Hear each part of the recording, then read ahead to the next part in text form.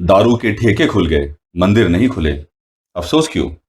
Boys locker room और girls locker room पे हंगामा क्यों कर रहे हो आप लोग? दोस्तों, स्वागत है आपका अपने चैनल कड़वा है तो सच है में।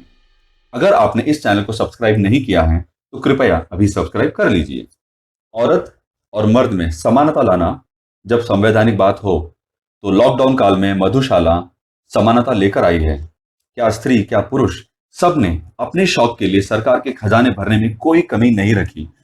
लेकिन शराब की दुकानें खुलने से जिनको जलन हो रही है ना, उनको मीट और मांस की दुकानें क्यों सुहाती है? वहां पर भीड़ नहीं है क्या? वहां पर भी तो कंधे से कंधे रगड़ कर लोग मांस मच्छी खरीद रहे हैं। अबे साले।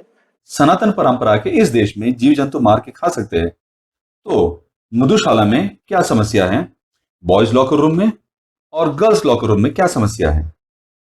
यह सारी बातें इशारा कर रही है उस ओर जहां हमारा ध्यान नहीं जा पाता है। हमने अपने बच्चों को बचपन से क्या संस्कार दिए हैं? बच्चों की किसी बात को, सही हो या गलत, सिर्फ उनकी जिद करने पर माना क्यों?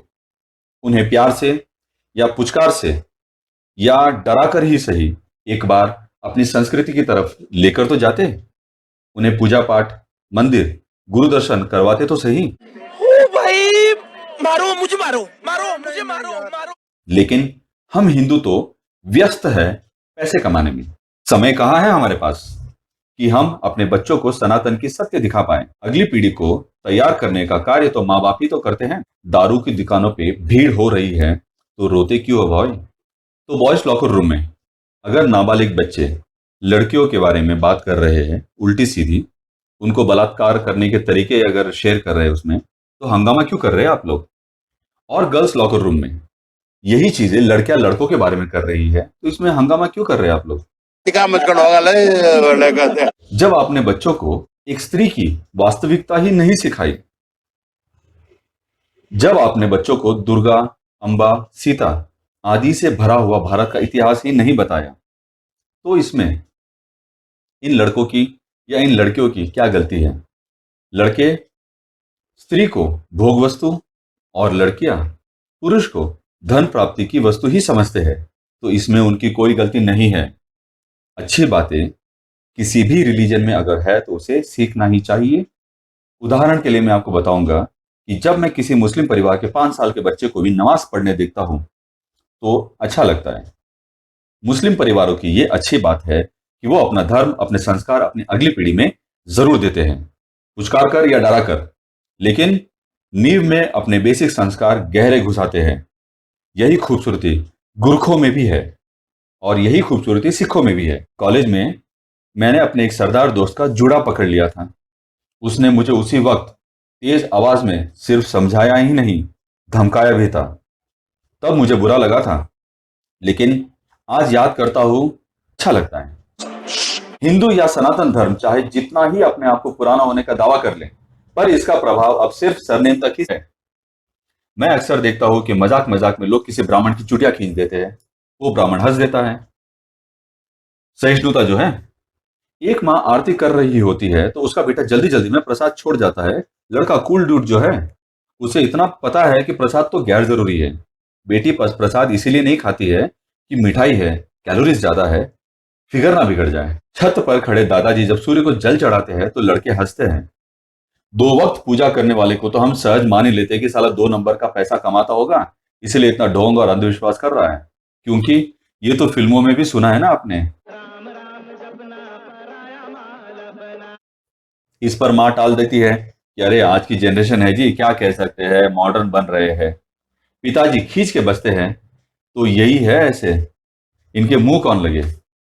नतीजतन बच्चों का हवन पूजा के वक्त हाजिर होना सिर्फ दीपावली तक सीमित रह जाता है।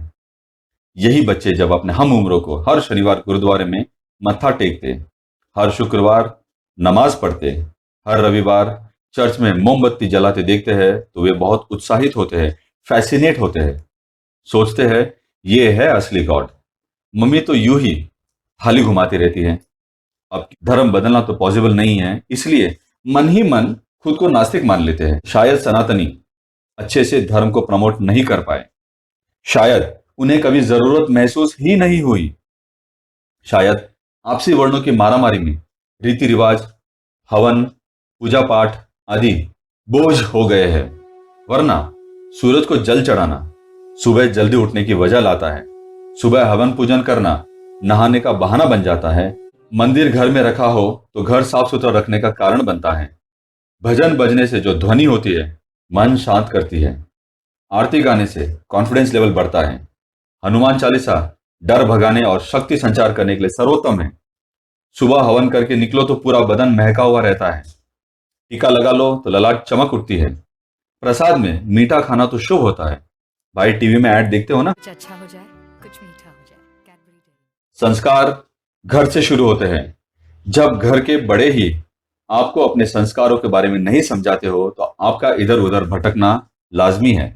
भटकन में जब आपको कोई कुछ गलत समझा जाता है तो आप भूल जाते हो कि आप उस सनातन सभ्यता का मजाक बना रहे हो जिस पर पूरा संसार टिका हुआ है, जिस पर आपके माता पिता का विश्वास टिका हुआ है।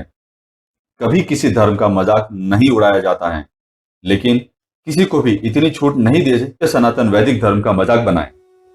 कम से कम मेरे लिए सनातनी होना कोई शर्म की बात नहीं है। आपके लिए अगर है भी तो सनातन का मजाक ना बनाएं। चाहे जिसकी आराधना करें, लेकिन धर्म को धिक्कारे नहीं, कमजोर ना बनाएं। हर वर्ग के मेरे भाइयों से अनुरोध है कि जीवन में एक बार श्रीमद् भागवत गीता अवश्य पढ़ें। रामायण और महाभारत के बारे में बच्चों को अवश्य पढ़ाएं और उन्हें जागरूक करें। दोस्तों, क्या आप मेरी बातों से सहमत हैं? अगर हां तो मेरे सनातनी और देशभक्त मित्र इस चैनल को सब्सक्राइब जरूर करें। इस वीडियो को लाइक, शेयर और कमेंट करना बिल्कुल ना भूलें। धन्यवाद। वंदे मातरम।